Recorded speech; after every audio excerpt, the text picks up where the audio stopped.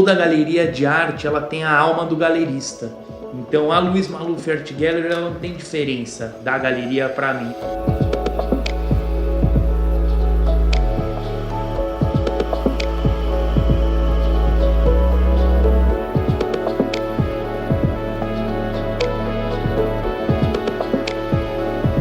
Todas as exposições, todas as intervenções, todos os artistas que eu escolho para fazerem essas ações lá dentro são formas e pensamentos meus que eu estou jogando para o universo de uma outra forma.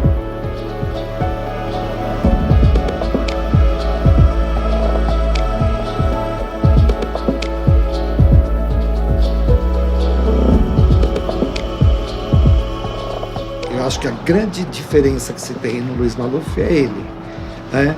A forma como ele entende, como ele trabalha, como ele estuda, como ele busca por novos artistas, pela coragem dele. Ele é um empreendedor nato, mas um empreendedor da arte. Então, às vezes eu até brinco e falo que a galeria é um projeto de arte interno.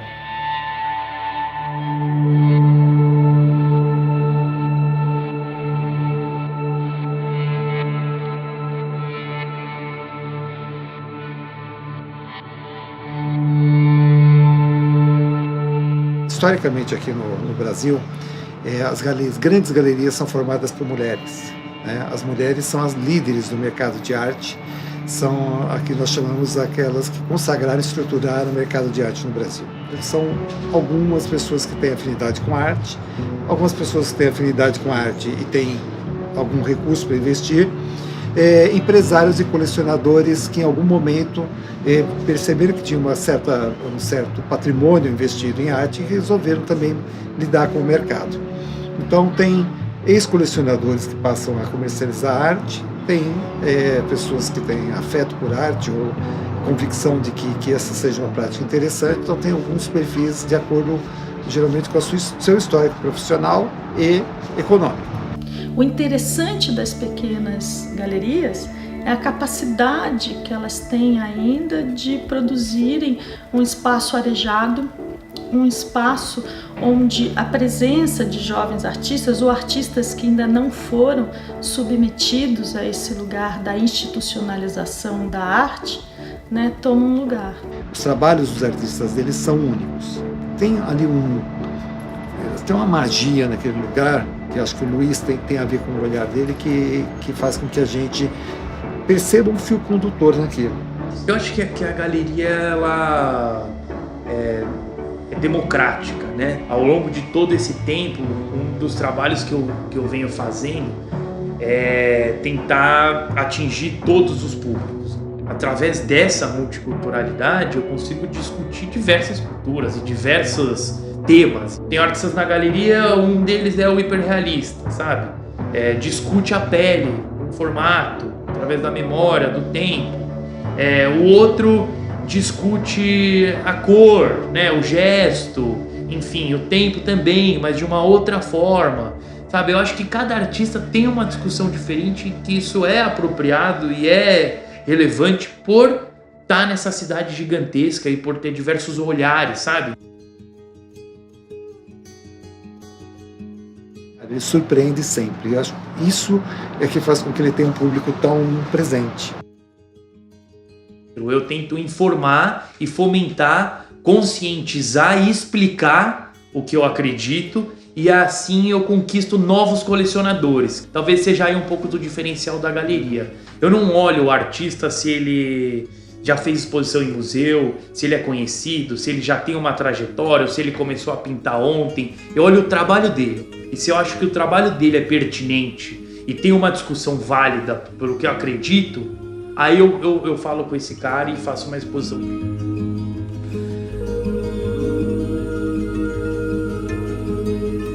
Artistas extravagantes, assim, são artistas, a palavra é exótico, extravagante.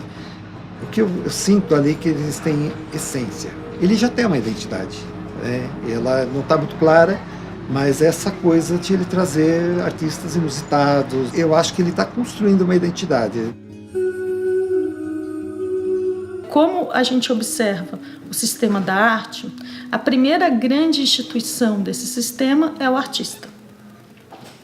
Depois, uma outra instituição desse sistema é a história da arte. Depois, uma outra instituição desse sistema é a crítica de arte. Então, talvez as grandes galerias, né, como estão já organizadas em torno dos artistas que vão ter permanência, vendem e produzem seus valores a partir disso, talvez elas já estejam mais vinculadas à história da arte. Mas as pequenas galerias, eu acho que a grande importância é estarem vinculadas à crítica de arte. Então, conforme um artista começa a expor, apresentar seu trabalho e começa a ser lido, né, e começa a ter também análises críticas e ser objeto dessas críticas de arte, eu acho que tem aí um grande lugar, né, de entrada do universo desse artista nesse circuito.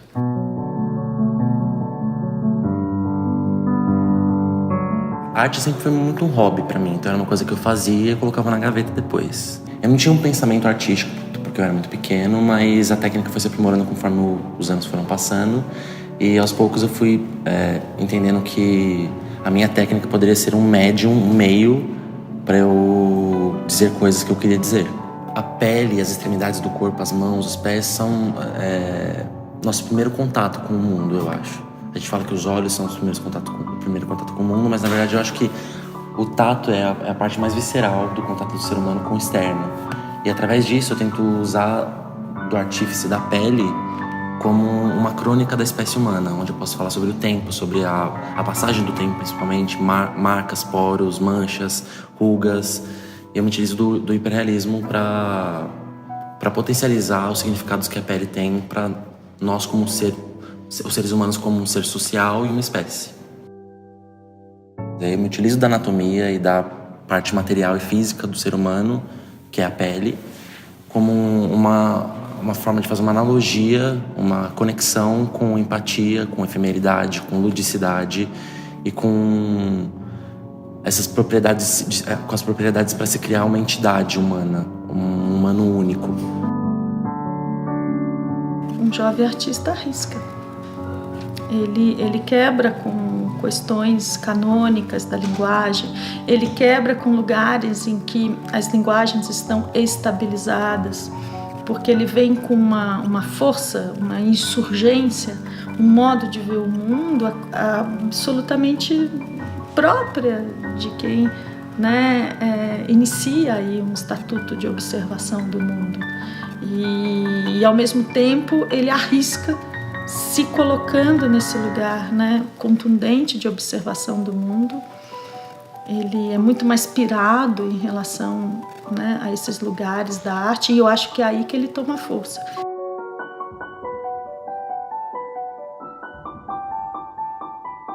Eu tenho duas formas de exposição. Uma delas é meu Instagram, que tem um volume bom de pessoas, só que nada se compara a ter um espaço onde as pessoas vão para ver arte ao vivo. Ter uma instituição, uma organização que faz essa mediação de valor, pesquisa o mercado, conversa com você, tem contato com compradores que se interessam por colecionar seu trabalho, valorizar seu trabalho, foi a minha primeira reunião com o Maluf, onde eu entendi que eu precisava ter a galeria como mediador. Uma grande contribuição que as galerias possuem hoje, as galerias mais ativadas, é de serem plataformas. O jovem artista pode pensar a galeria como uma entre muitas plataformas que ele tem diante de si, mas uma plataforma extremamente importante ainda. O artista que ele só tem rede social e Instagram e que se vende sozinho, ele pode ser um grande artista, um cara muito foda, mas ele também vai precisar pensar onde ele vai colocar o trabalho dele para ser exposto, quem vai ver esse trabalho. Qual a questão de ele só quer expor para o público que é leigo, ele quer expor para o público que já entende de arte, que consome arte ou não. Porque essa é a diferença entre você levar a arte como um hobby ou como uma sua profissão de essência.